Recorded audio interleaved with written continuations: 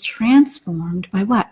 By the renewing of your mind. That's a training process, right? So whether we live in I can't land or poor me land or, it's everybody else's fault land, we have some retraining to do up here, don't we?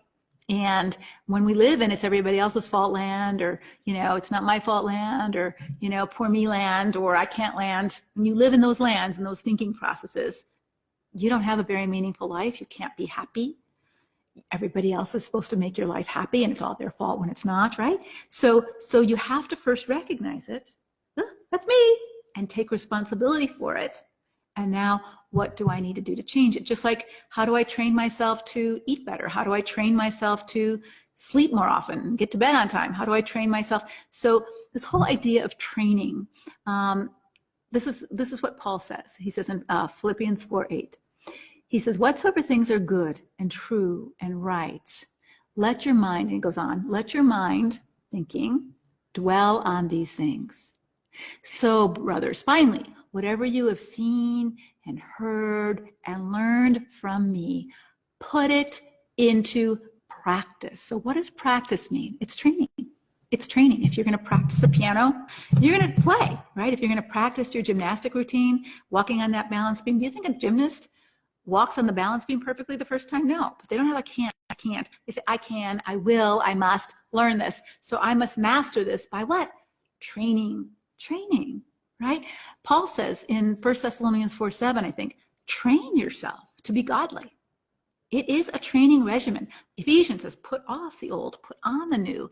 So I would just encourage you to set up some new habits for yourself and train yourself in an area, just one. You don't want to pick 15 areas to work on, but maybe one area. You might say, I will go to bed on time and I will get up in the morning and spend 15 minutes in devotions, right?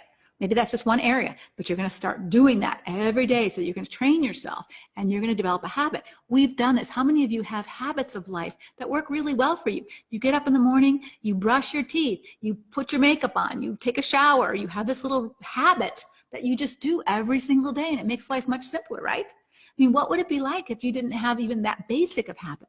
But you can develop new habits that are good habits for you, of eating right or exercising or guarding your heart or training your mind to avoid, I will not put those worthless things before my eyes. But it really takes intention. I'm going to, I will, I must.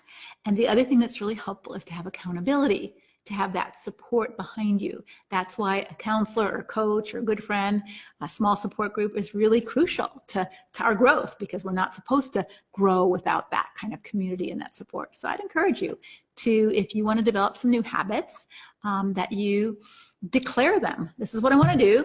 I can work on this. I will work on this. I must work on this, and then begin to develop those rituals, those training habits.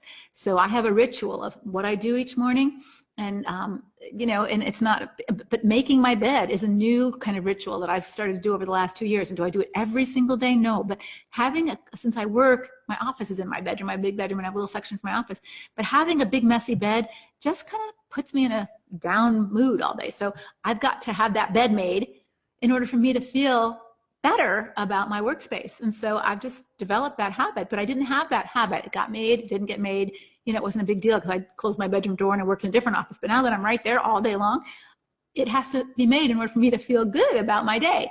And so recognize those things. And then I can learn that habit, and I can make my bed every day, okay? And develop a little ritual about how you're going to do that. What are some things you want to do every single day, and begin to build that into your life.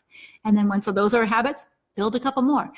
Studies have shown now on habits, just one small tweak in a habit, one small tweak in a routine can make a huge difference in your life.